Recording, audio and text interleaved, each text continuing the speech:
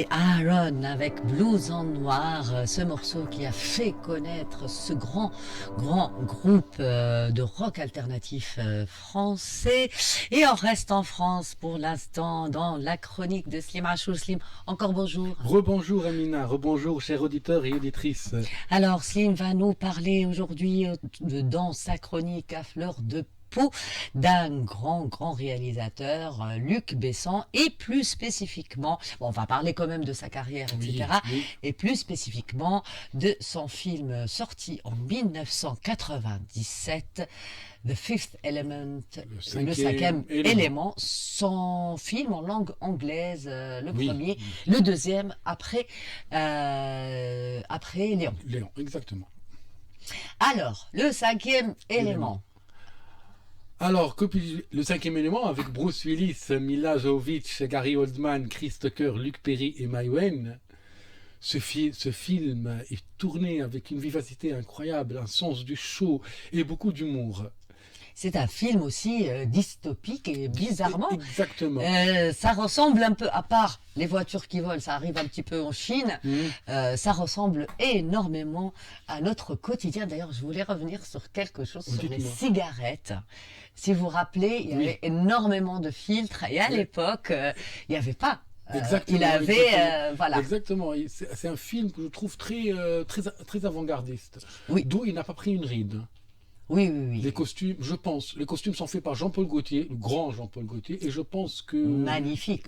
Oh, oui. Avec la tenue de Mila Jovovich. La première tenue, est-ce que vous savez, Emina, que la première tenue est inspirée des corsets de...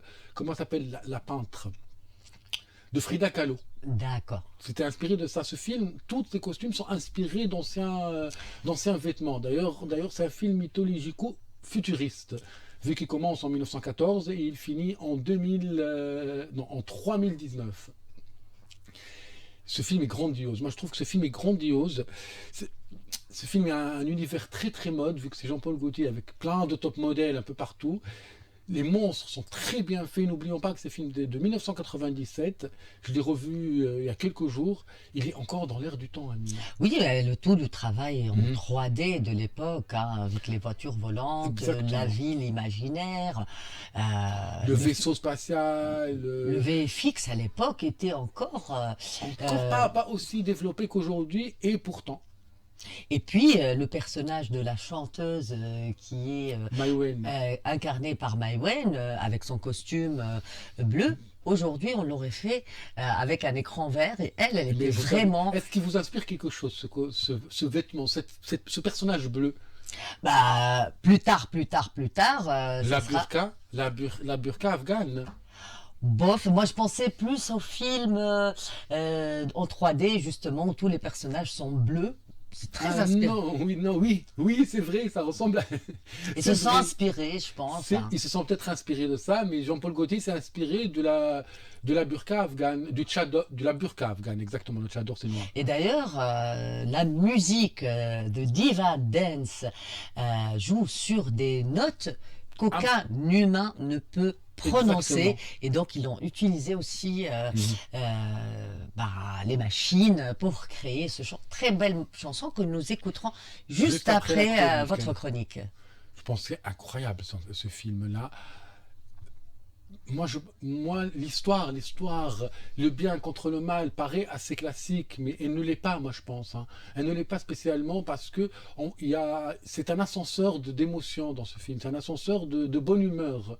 Voilà, en plus, revenons, si ça ne vous dérange pas, sur le rapport de Luc Besson avec les femmes. Il a été accusé de violence contre les femmes, etc. Comme beaucoup de gens, pendant une certaine période MeToo, qui a un peu exagéré. Et effectivement, ça a un peu détruit sa carrière et sa relation avec sa femme, alors que il a été innocenté. C'était des mensonges. Ceci n'empêche que pendant le tournage du cinquième élément, il avait quitté Mai Wen, avec qui il s'est marié alors qu'elle avait 15 ans. Et à l'époque, c'était légal en France avec l'accord des parents. pour se marier avec Mila Jovovich.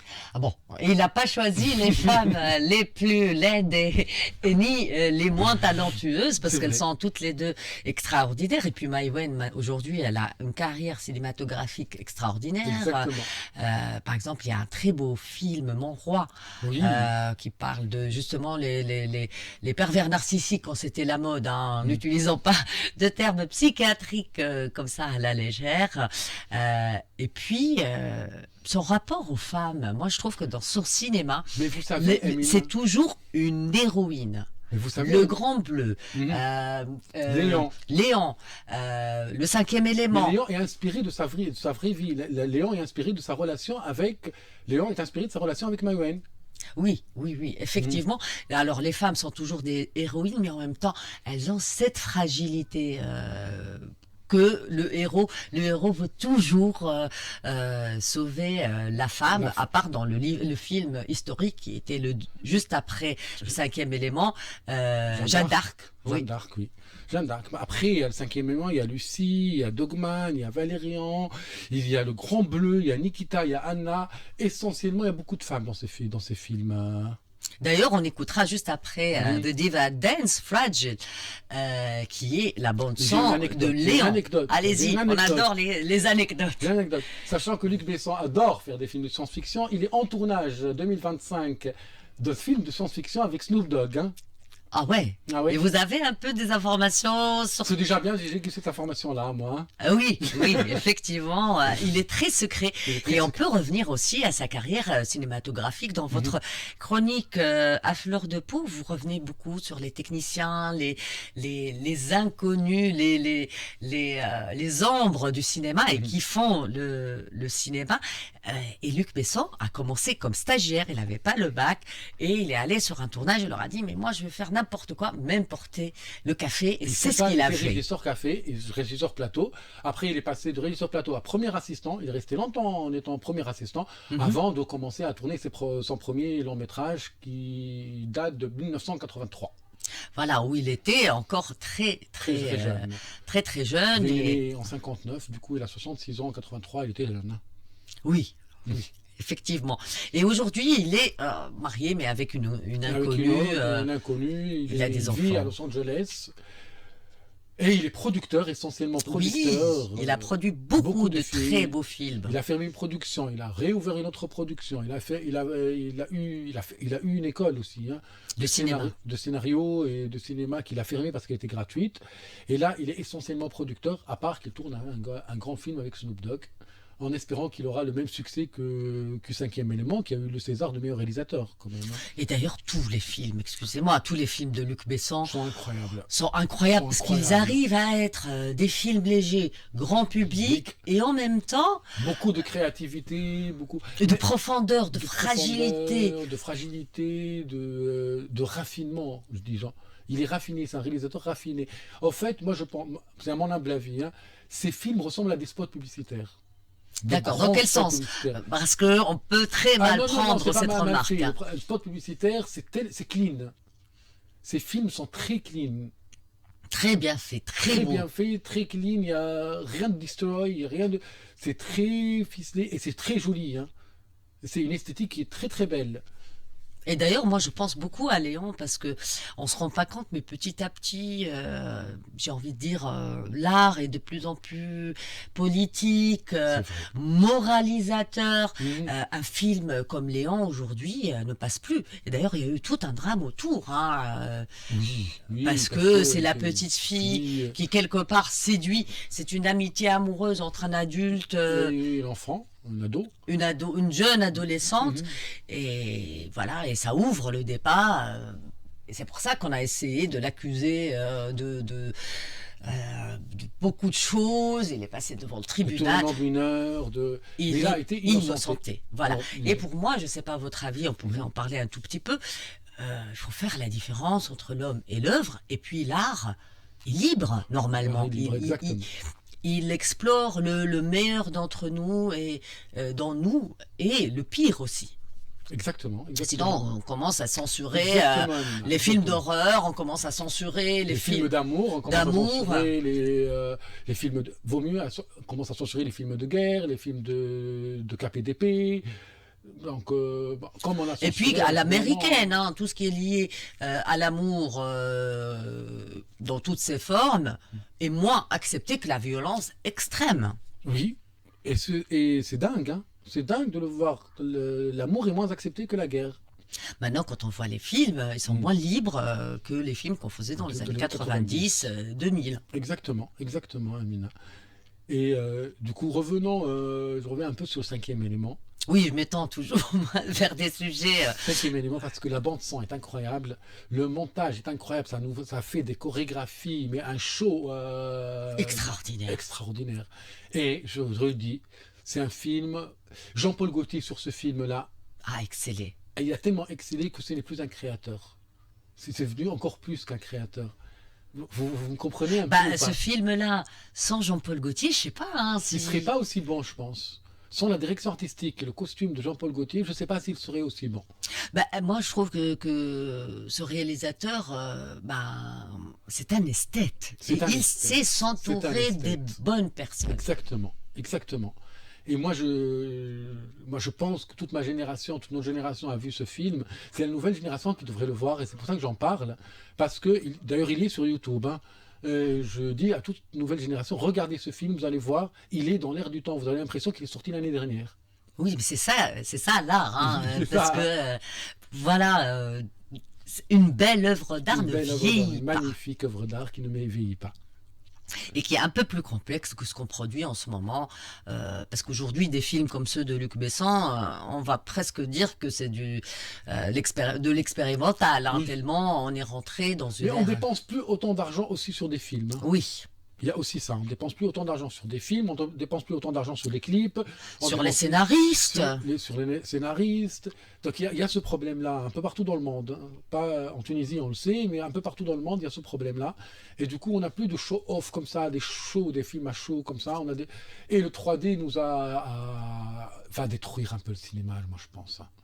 Il a embelli le cinéma, mais va détruire le cinéma. Je reviens vers Blanche-Neige, où on a pris les 7 nains qui sont en 3D, alors qu'il y a des comédiens qui sont petits de petite taille. Et puis il faudrait ou des films à 100% en 3D, comme Ça devient des animés. des animés, Oui. ou des films avec des humains. Vous vous rendez compte de ce qu'on dit Exactement. aujourd'hui avec des humains? Exactement. Parce que dans Blanche-Neige, qu'on a déjà analysé ensemble, d'ailleurs, chers auditeurs et auditrices, si ça vous intéresse, c'est sur notre page Facebook RTCI et sur le nouveau site. Et sur nouveau- YouTube, sur notre page YouTube aussi. Ah oui, N'oubliez pas de abonnez-vous. vous abonner, chers auditeurs et auditrices. Et ils peuvent avoir un peu l'historique de toutes les chroniques qui passent sur RTCI. Bon, ça, mis de côté, un peu d'autopub, comme on dit.